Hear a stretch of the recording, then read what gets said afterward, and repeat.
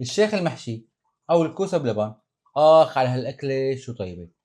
هي واحدة من الأكلات الشامية الكلاسيكية البحتة، وخصوصا أهل الشام بحبوه يطبخوها أول يوم رمضان. ليش؟ لأنه أهل الشام عندهم عادة أول يوم رمضان بيطبخوا شيء أبيض، يعني كوسة بلبن، شاكرية، شيش برك، باسحة وعساكرو. بس أنا اليوم قررت ساوي لكم كوسة بلبن، وراح نمشي بتحضير الطبخة من البداية للنهاية خطوة بخطوة، وكيف تنجح معنا وما يفرط معنا اللبن. بس قبل ما نبلش لا تنسوا تحطوا لنا لايك وتكتبوا لنا تعليق حلو، تشتركوا بالقناة، وأهم شيء تفعلوا زر الجرس. وبدي رحب فيكم من وين ما كنتوا عم تتابعونا، على اليوتيوب ولا على التلفزيون برايم. بسم الله منبلش. خلينا اول شيء نبلش بتقلايه اللحمه، لانه اللحمه لازم نستعملها وقت نحشيها تكون بارده، واللحمه اجمالا لازم تكون مدهنه شوي. اذا كانت مدهنه شوي بتطلع فخامه. بنحط المقلايه على الغاز وبنحط فيها شويه زيت، وبنشغل تحت الغاز وبنتركها شيء انه تحمى شوي صغيره، لازم ما تكون كثير حاميه. وبس حميت شوي بننزل اللحمه فوقها.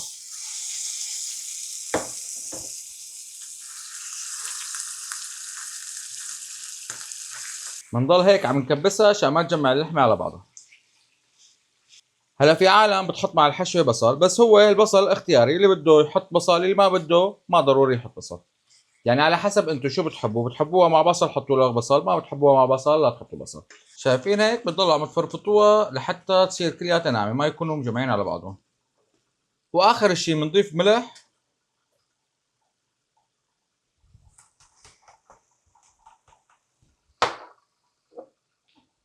والفلفل،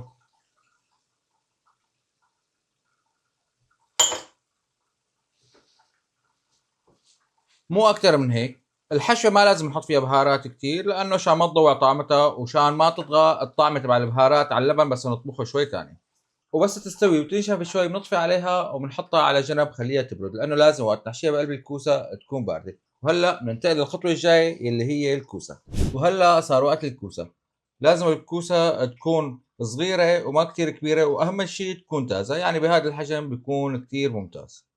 لانه الكوسه الكبيره بتشرب لبن كثير وقت الطبخ وبتلهلط. وكمان السبب الثاني انه بتاخذ حشوه كثير وبتصير طعمتها بس لحمه، يعني لا عاد تستطعمه لا باللبن ولا بطعمه الكوسه، او بتستطعمه غير بلحمه، يعني بتصير تقريبا لبن ولحمه. نحن بدنا اياها شيخ المحشي او كوسه بلبن مثل ما بتحبوا تسموها.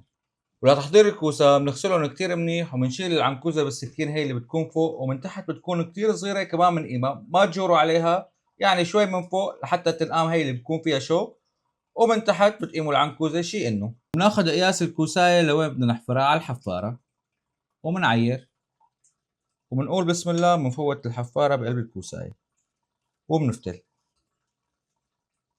وبنفوتها شوي شوي، لا تزوروا عليها عشان ما تنبخش معكم.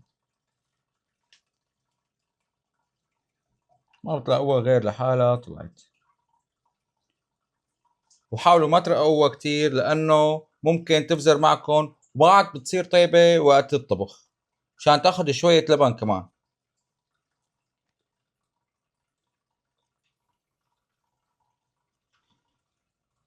يعني بهالشكل هاد وبهالرقه هي كتير ممتاز. بعد ما حفرناهم صار عنا لب الكوسه مثل ما شايفين هون. فاحذروا شو راح اعمل بلب الكوسه، ولإلكم ما راح خبركم. اكتبوا لي انتم بالتعليقات شو بنعمل بلب الكوسه. وهلا بنجيب اللحمات بعد ما بردوا اللي سويناهم قبل شوي مشان نحشي الكوسه فيهم.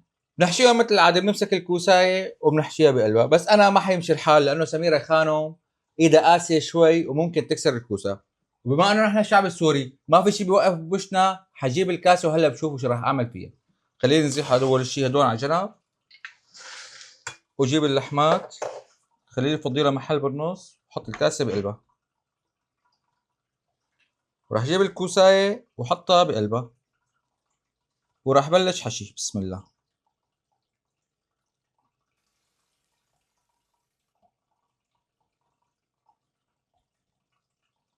ويفضل لا تحشوها كتير وتكتموها وتزوروا عليها مشان تاخذ راحتها وقت تنطبخ باللبن ويفوت اللبن جوا اللحمه، يعني مثل ما شايفين هون اتركوها فاضيه شوي.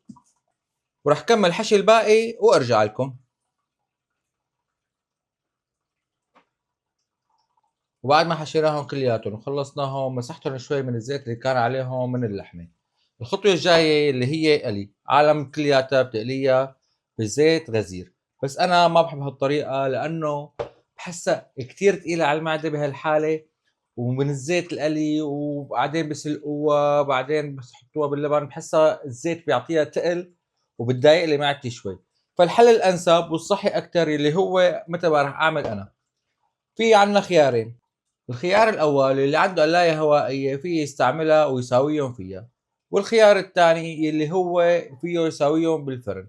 أنا بالنسبة إلي رح أجيب صينية الفرن وساويهم بالفرن، مع انه انا عندي التنتين، عندي قلاية هوائية وعندي فرن، بس رح ساويهم بالفرن عشان يشوفوها اللي ما عنده القلاية هوائية كيف بتصير بالفرن. خلي الصينية عليها ورقة زبدة ورح صف الكوسايات بقلبها.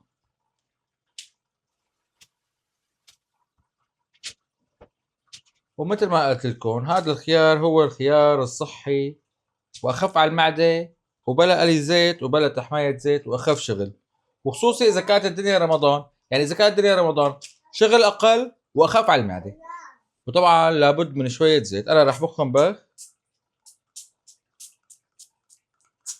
واللي ما عنده بخاخة الزيت فيه يستعمل الفرشاية.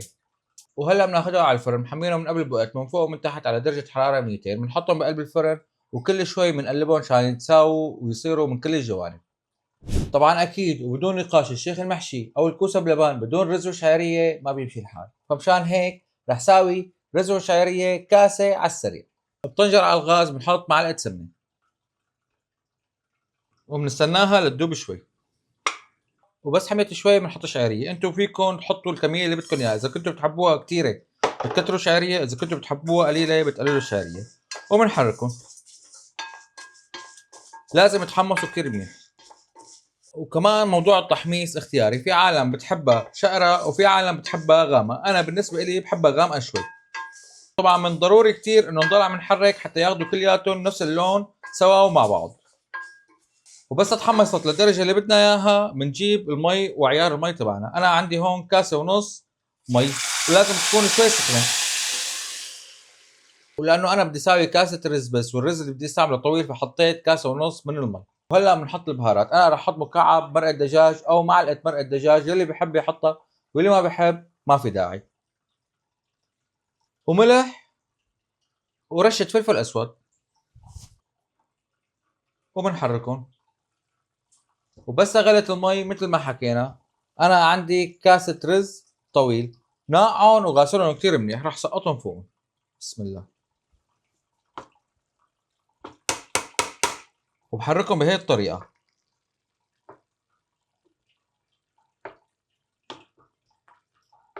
هي التحريكه مشان المي تفوت بين حبات الرز كلياتها وما يرزع على بعضه، والسبب الثاني انه عشان ما نحركها كثير كثير ويكسر الرز معنا، هيك بكفي والزياده. وبس نشفط ميتهم هيك صاروا جاهزين لحتى نغطيهم،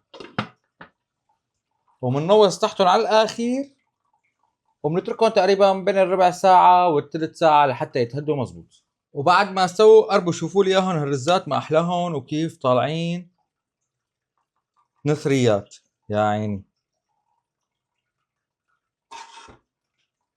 يا هيك الرز يا بلا. وهي بعد ما طلعوا من الفرن شوفوا لي اياهم كانه مقليين، نفس اللون ونفس النتيجه، بس اخف على المعده واسهل وانظف. وهلا بنحطهم بطنجره. بسم الله. وبنجيب مي سخنه وبنصب شوي شوي على جنب. بسم الله، عشان ما نبخش او ننزع الكوسايه. واللي ما عنده سخانه او ما بيحب يستعمل السخانه يسخن المي، في يحط طنجره على النار يسخنها بعدين يسقط الكوسايات بقلبها. وبناخذ الطنجره وبنحطها على الغاز وبنشغل تحتها، وبنحط لها شويه ملح عشان يتملحوا الكوسايات. بنحركهم شوي صغيره بس ليذوبوا الملحات، ونتركهم ليغلوا. بعد ما يغلوا بنتركهم دقيقتين بس. السبب انه اذا ضل عم يغلوا كتير رح ينتزعوا الكوسايات ويفرطوا معنا وكل شغلنا بيروح على الفاضي. السبب الثاني انه هي الغليان، او نحن ليش بنسلقهم؟ نحن بنسلقهم لانه عشان يطلع الزيت منهم، عشان ما يفرط معنا اللبن من الزيت اللي فيهم. هلا صار وقت الخطوه الاهم واكثر خطوه حساسه، اللي هي طبخ اللبن. طبخ اللبن بده تكنيك وبده هداوة بال، وبده واحد يكون على مراقه. انا رح ساوي كيلو ونص لبن، بس لازم شغلة مهمة. هلا الخطوات اللي بدنا نعملها هلا كلياتها لازم تكون على البارد. واهم شيء المنخلة الناعمة او المصفاية الناعمة لازم تكون ناعمة. بنجيب الطنجرة بنحط المصفاية وبنجيب اللبنات. هي اول كيلو بنحطه بالمصفاية، بنقول بسم الله. وهي النص. وبنحط بيضة، والبيضة اختياري. وبنخفقهم وبننزلهم مظبوط بسم الله.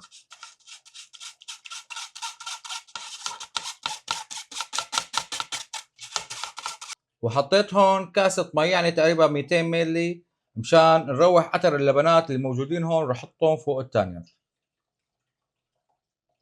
ورح احط فوقهم لكل كيلو معلقتين مقوبعين من النشا.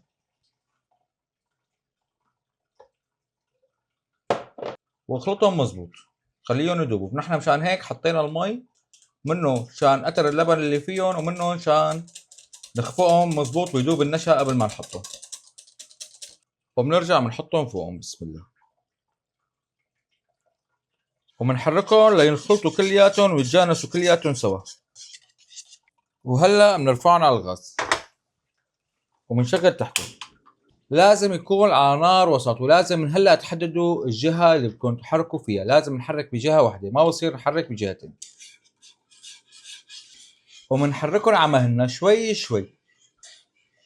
وبما انه عم حرك اللبن، خليني احكي لكم كلمه بيحكوها الشوام او اهل الشام كتير كتير، اللي هي حرك اللبن. شو يعني حرك اللبن؟ الا ما تكونوا سمعانين شي حدا شامي عم يقول لرفيقه او لحدا من عيلته قوم حرك اللبن. من زمان وقت كان البيوت القديمه اللي بنعرفها كلياتنا ما كان في شيء اسمه براد، كان في شيء اسمه بيت المونه.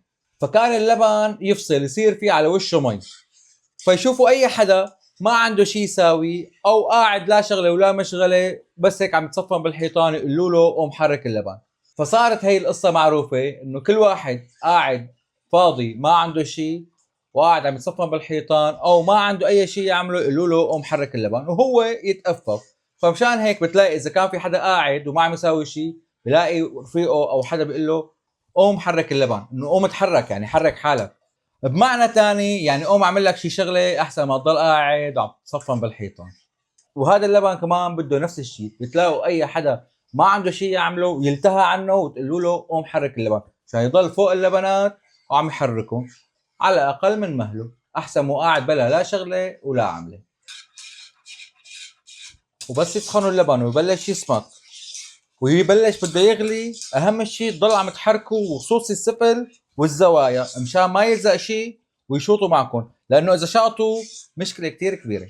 بس يبلشوا بقى ويطالعوا فقاعات، نحن بنجيب المرقه اللي سلقنا فيها الكوسايات، تتذكروها؟ طلعنا الكوسايات منهم صفيناهم، وهلا بدنا نضيف مرقه بس تنكيها، يعني شي كبجايه او كبجايه ونص لكل كيلو كبجايه. نحن حطينا كيلو ونص كبجايه ونص وبنحركها بس لتعطي تنكهة الكوسة لقلب اللبن. وهلا صار دور نسقط الكوسايات اللي سلقناهم بعد ما صفيناهم منيح بسم الله.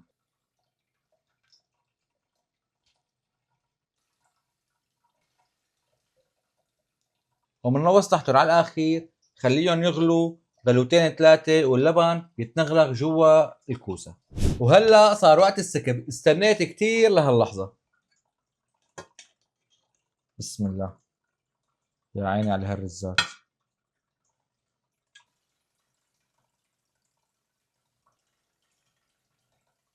وخلينا نفلفلهم.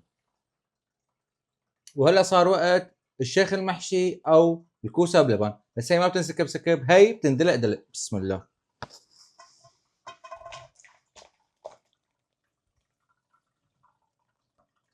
وبنزينهم بشويه قلوبات او مكسرات محمصه بسم الله.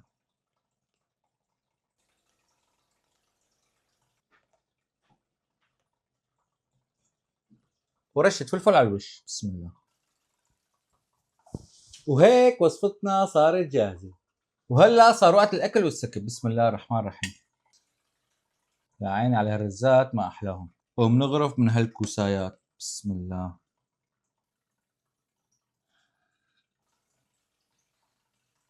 شوفوا لي على قوام هاللبن ما احلى، بسم الله ما شاء الله. هذا القوام الصح للبن. تعالوا لعندي لفرجيكم هالفخامه هي كلياتها. شوفوا لي قلبها ما احلاها، يا عين يا سلام. ننكتها هيك نكر وبنقول بسم الله. الله شو هالكوسه بلبن هاد، عيش ايديك يا بلبل. يا عيني يا عيني. وهي كانت وصفتنا اليوم. اذا عجبتكم الوصفه لا تنسوا تحطوا لنا لايك، تكتبوا لنا تعليق حلو، تشتركوا بالقناه وتفعلوا زر الجرس. واذا عم تشوفونا على تلفزيون برايم لا تنسوا تزورونا بالقناه وتقولوا لنا نحن جايين من طرف برايم. ومن صمصومه القلب لكم سلام.